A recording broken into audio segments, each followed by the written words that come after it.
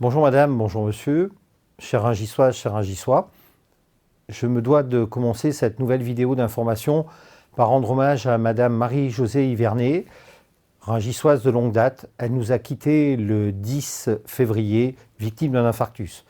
Elle était une des figures de la paroisse de Rungis, très impliquée dans les associations.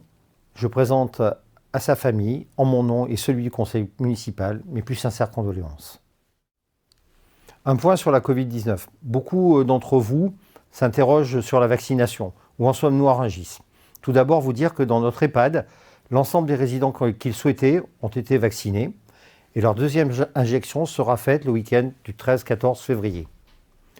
Ensuite, au niveau de la vaccination de nos plus de 75 ans, le CCAS a tout fait pour amener ces personnes qui avaient du mal à se déplacer dans les différents centres qui nous ont été adjoints pour Rungis. Malheureusement, à date, nous n'avons plus amené qu'une douzaine de personnes. Nous avons, malgré tout, essayé avec les différents maires des communes environnantes, la maire de Fresnes, la maire de Chevilly-Larue, le maire de L'Haÿ-les-Roses et moi-même, nous avons souhaité faire un centre commun de vaccination. Ça nous a été refusé par l'ARS parce que, comme vous pouvez l'entendre, il n'y a pas assez de vaccins en ce moment et donc malheureusement, nous n'avons pas pu pallier à certaines défaillances pour vacciner nous-mêmes les personnes de plus de 75 ans. Malgré tout, nous essayons au quotidien avec le CCAS, et j'en remercie d'ailleurs le personnel et Antoine Morelli qui donne l'impulsion à ceci.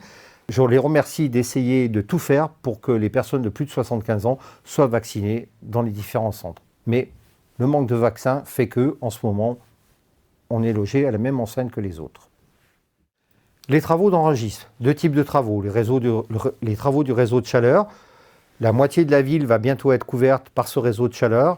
Nous arrivons au bout de la rue Sainte-Geneviève. Nous allons bientôt pouvoir alimenter la résidence Sainte-Geneviève et nous continuerons, en fonction du planning prévu, jusqu'à alimenter les nouveaux appartements de Montjean 1. En parlant de Montjean 1, vous avez donc vu arriver les grues, on va dire, et les différents bulldozers pour faire les travaux d'assainissement et de préparation de l'agroquartier de Montjean. Également des bulles de vente sur la place du Général de Gaulle. En effet, ces premiers appartements vont bientôt sortir de terre et ils sont proposés à la vente par les différents promoteurs.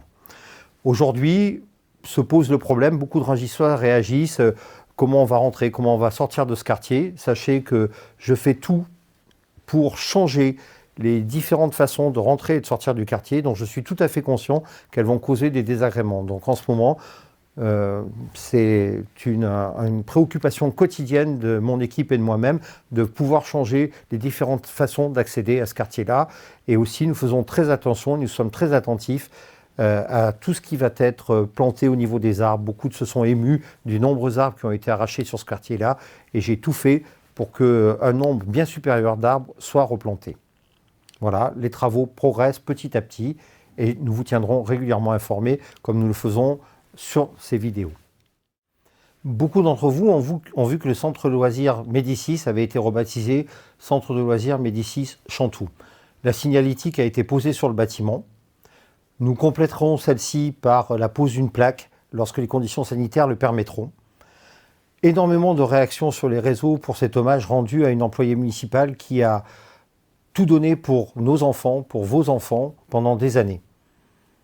Ce que nous avions promis, nous l'avons fait et nous avons rendu un vrai hommage à Chantal André. Pour la deuxième fois, en quelques mois, le Job Truck est revenu à Rungis le 3 février de cette année. Et beaucoup d'entre vous sont allés sur la place Louis XIII chercher des informations pour un futur job. Je remercie très sincèrement Patricia Kortcheff-Lambert, première adjointe, et Mohamed Slimane, adjoint à la jeunesse, qui ont tout fait pour que ce job truck, en particulier Patricia, revienne à Rungis.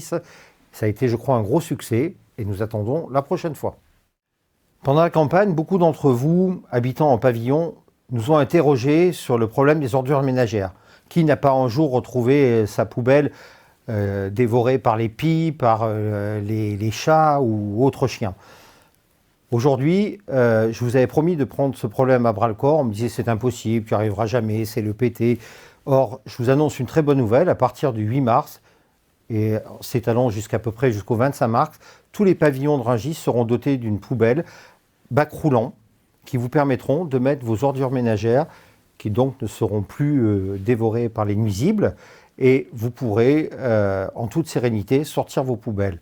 Ce nouveau mode de collecte vous sera un peu mieux expliqué dans le journal de février et après de façon plus précise par un tract. Le 8 mars, nous célébrerons la journée internationale des droits des femmes.